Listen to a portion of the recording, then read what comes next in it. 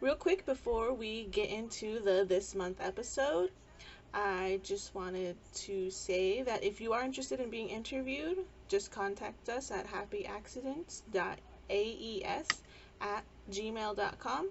All right, let's get into the video. So, for this month, we're just going to do pictures because our internet isn't being cooperative. And our shout out for this month is Algernon Eugene Sakiestewa. So please introduce yourself, Algernon. Hi, my name is Algernon Sakiestewa Jr., or I prefer Gernon. Helps easier with the pronunciation of my first name. Last name, we'll go into that another day. Uh, I am from Moncopi, Arizona, which is technically Tuba City, Arizona. Uh, I went to high school at Hopi High and was interested in taking art and went to Fort Lewis College. Graduated back in 2013 with a bachelor's degree of art studio, which is just a broad range of art classes I took out there: sculpting, painting, drawing, and graphic design and screen printing. And took a break from that just to enjoy the luxuries of life and the worker's life. And then currently I'm slowly working up to getting back to the art world again. How long have you been doing digital art? 5 years. Very different from painting and illustrations, which which normally my work. It's really where my artwork is mainly based on.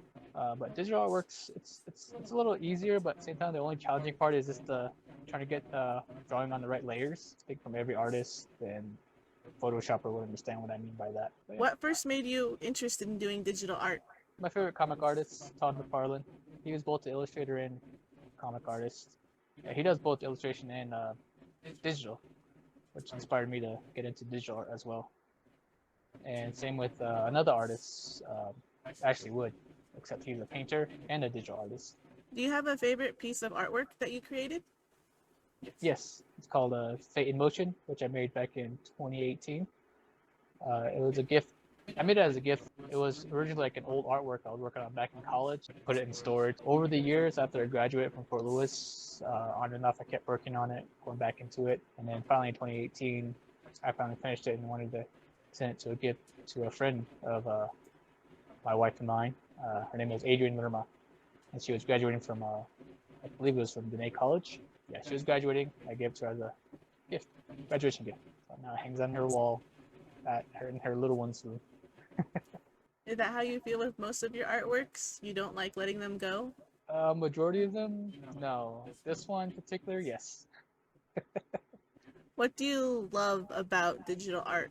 The digital art, ooh, it's like you can paint and draw on the same canvas, whereas if you do it in reality, you can't. But there are some things it's a little tricky to play with on there, especially with the strokes.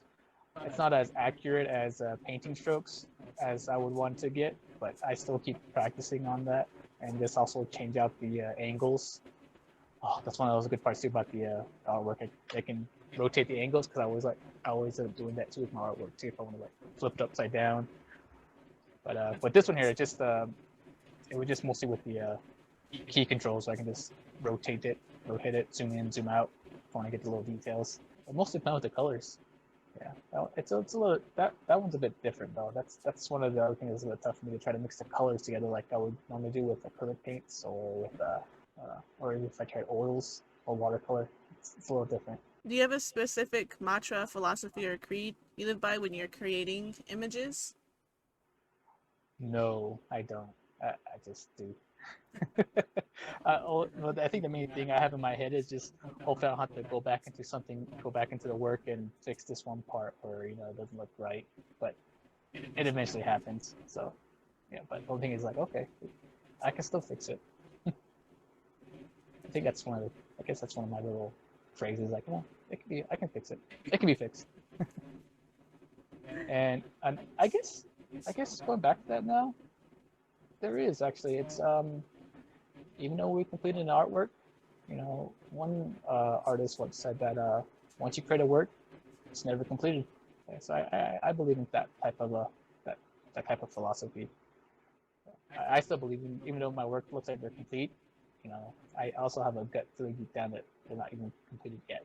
So Does that ever still, get in the way of like when you're doing commission for someone that you end up working on it too long because you feel like something never gets completed? yes, yeah, it happens. But so I say that I do try to second, how would you say it? Second question that, but at the same time, it's like, it's okay.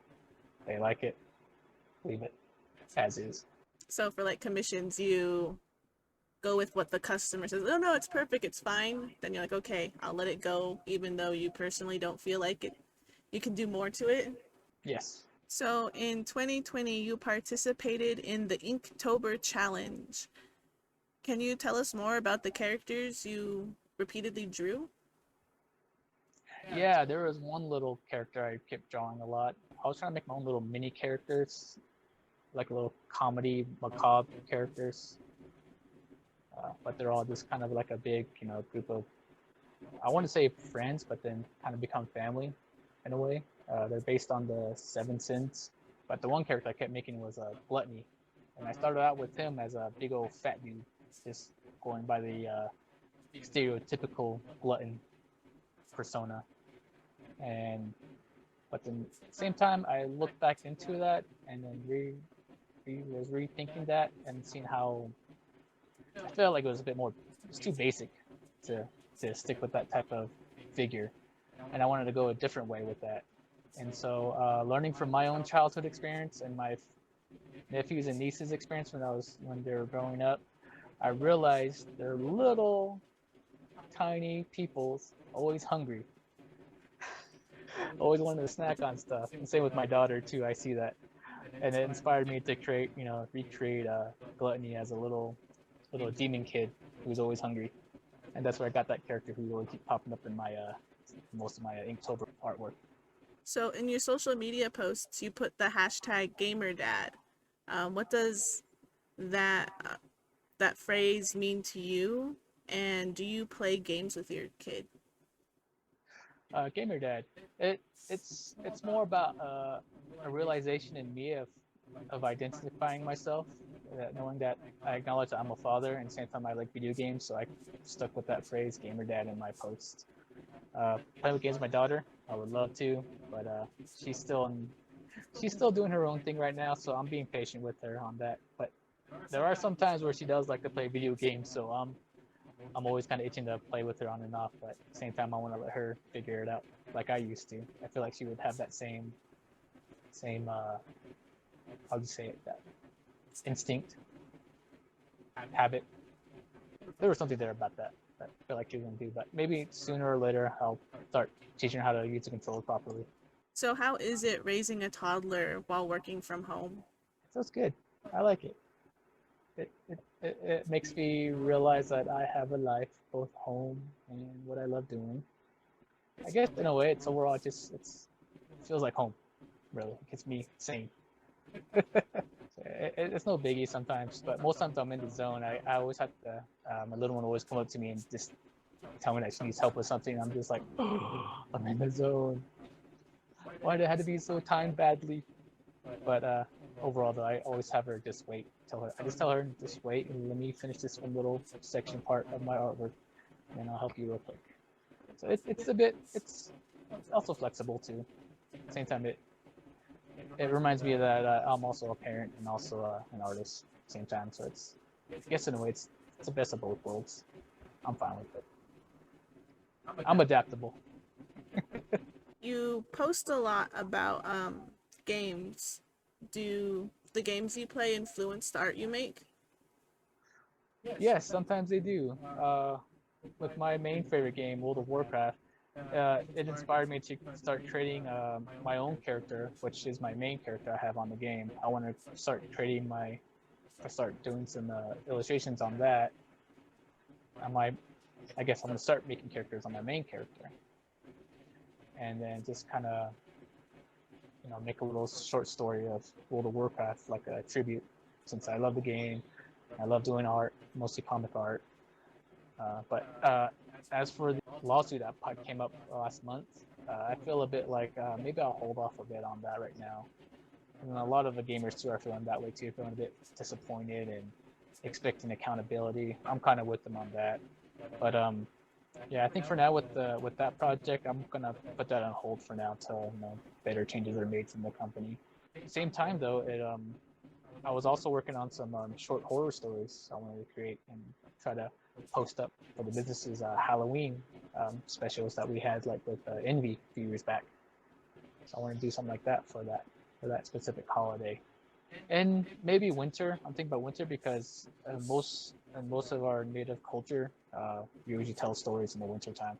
So maybe I want to do something like that too.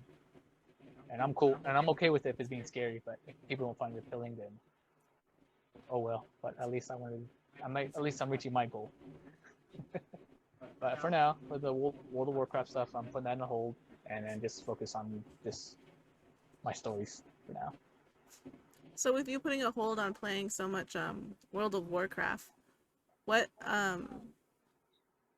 else have you been playing, and what has been the most fun switching up your games? Oh, Fable Anniversary.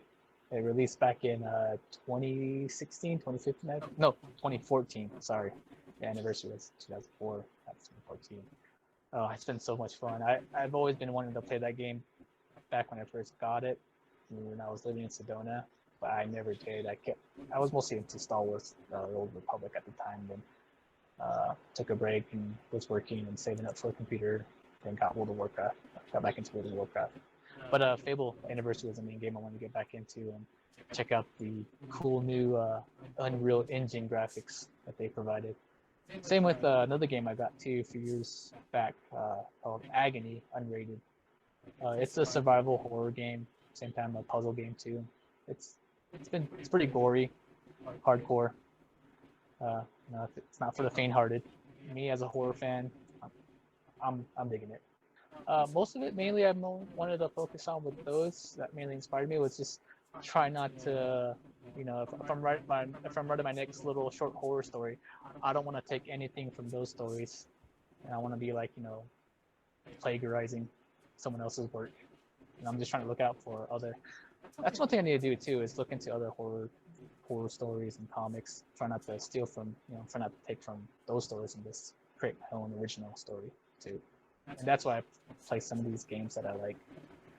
So some are just horror, or some of them are just funny and adventurous.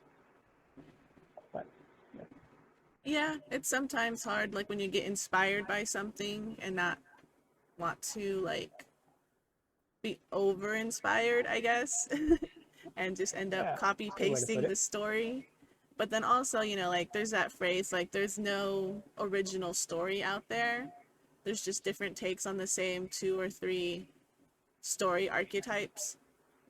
I've been noticing that too. I agree with you. I've been seeing that too. Your experiences from Fort Lewis College, what do you take with that into your artwork and into your life today?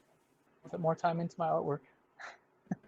Well, I mean, like Well, experiences from that college, like people you've met, techniques you've learned, habits or hobbies that you've learned that you developed at the college, like the different experiences from being at Fort Lewis. What do you carry that with you that you didn't otherwise have before then? there's one that's a bit funny. It reminds me of some of the other artists I learned about back in art history and some of the classes I took. Is don't put your paintbrush in your mouth, especially when there's paint on it. Or in my case, keep your coffee away from your paint supplies. It ruined my coffee. I remember I just made that coffee too. Just learning a lot of artists died from, just from the exposure of, accidentally having paint on them and then on their food, or when they're working and eating at the same time, some of them died by that way. Not a good way to go down. Paint used to be really toxic, literally. Yes. Another experience too is just some of the techniques I learned from the classes. Mostly, it was a little help from my professor, but at the same time, there were some things I've already knew by instinct, I guess. I guess the way it was by instinct that the professors caught from me doing, and then they told me that I guess I never knew the phrases, but I knew what the technique was. mainly, but I tried my best to remember the names of the techniques from what I learned from Fuller's College. Other than artwork, what are some hobbies you have? And other than games, I guess.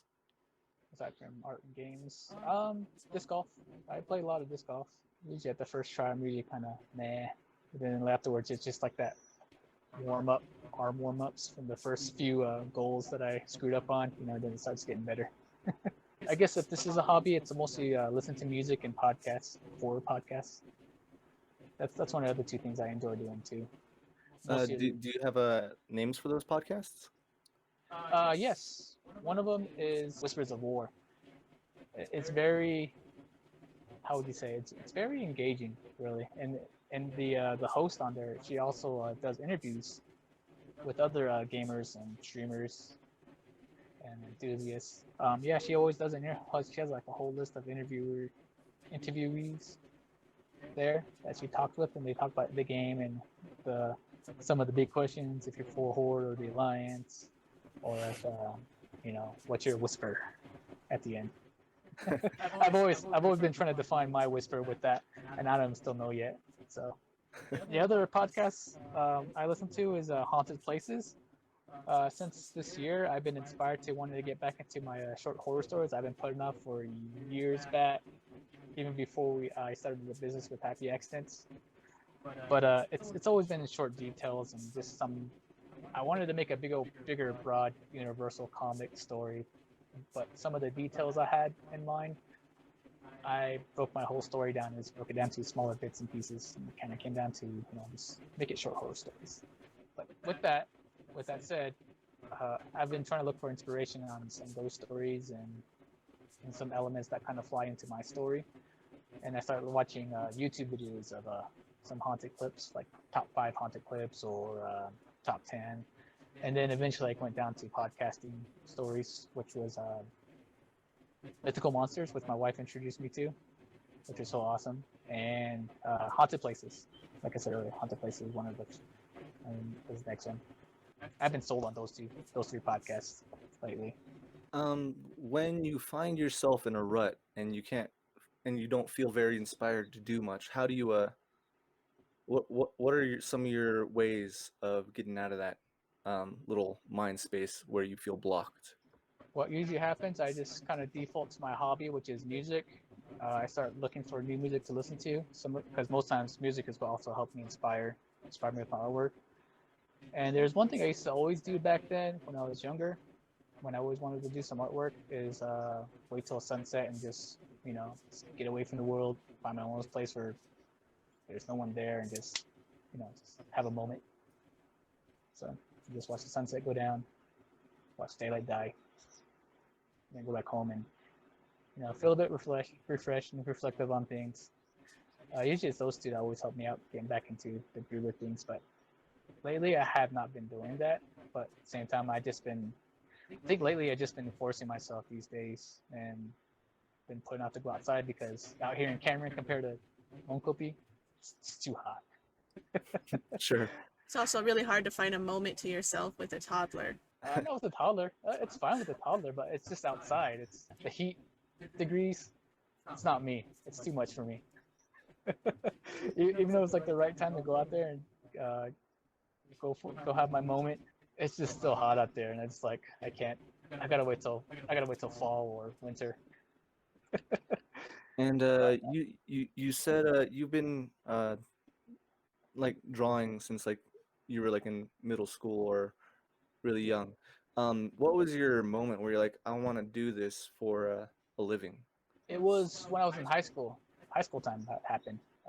At the same time, when I was like in my freshman, no, it was like my junior high year. I used to always go visit my buddy Nathan.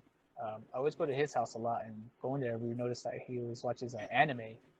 He wasn't part of the whole popular trend where there's Dragon Ball Z, One Piece, or Naruto. Naruto wasn't there at the time yet, but no, he was more into like the underground anime where they had like a full universe broadband of anime out there, like Full Metal Panic, Please Teacher. I can't remember what it was, but it was like a young boy with many mothers. And they're all just different personalities. One's like a scientist, another one's like a English teacher, another one's just like a outgoing, how would you say it in the Riz, like outgoing auntie. So he had like a whole bunch of mothers he's living with. But I can't remember that name of that one though. Yeah, from there I kind of got into anime a bit, but afterward this was actually after I was a bit inspired by Todd McFarlane's Spawn. I used to always draw with my cousin at the time back then.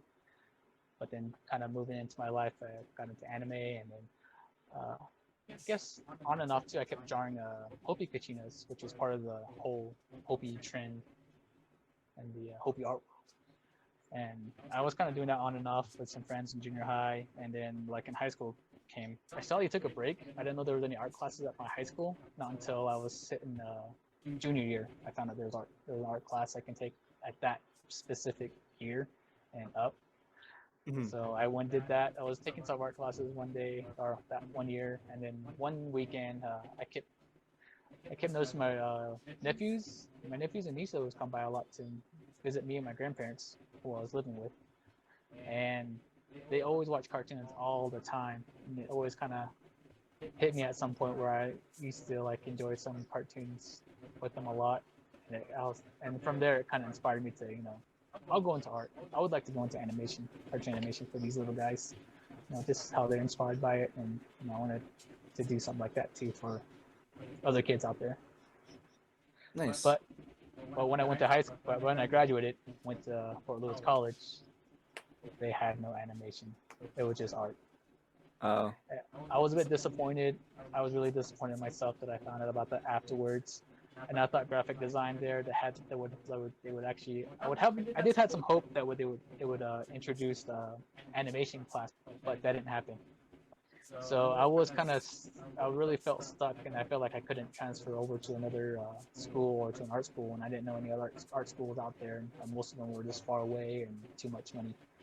It was not until my last year in Fort Lewis I started getting mails from art schools down in Phoenix, Arizona area.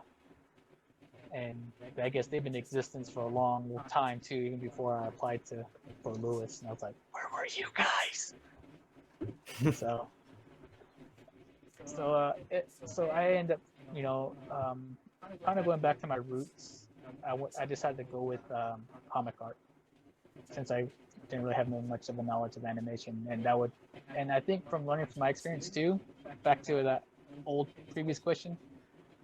What I take back from Fort Lewis College is, some things I learned in there too, as I also learned on my own too. Some stuff I had to look up by myself. So I slowly been doing the same thing for animation, since I still feel a bit inspired to do a few odds and ends with it, especially for the business too. I would like to do. It's a learning experience, and I wanted to still kind of go into a bit of cartooning, but at the same time, I'm fine with comic art. All right, so that's been Gernon Sakiestewa Jr. from Happy Accidents Media Production. He is our digital artist, our fine art artist, our prop designer when we need props made for movies, and he helps us with graphics and for our videos and logos. Follow his Instagram. We'll have them linked below. You can follow our Happy Accidents page to see some of his artwork. Also, if you want stickers that he's designed, he's making monthly stickers from our Buy Me a Coffee account. If you donate for that month, then you get a free sticker. So check those out. Thanks, Gernon, for doing this interview. Yeah, you're welcome. And that's all. And that's all. That's all, folks. That's all, folks.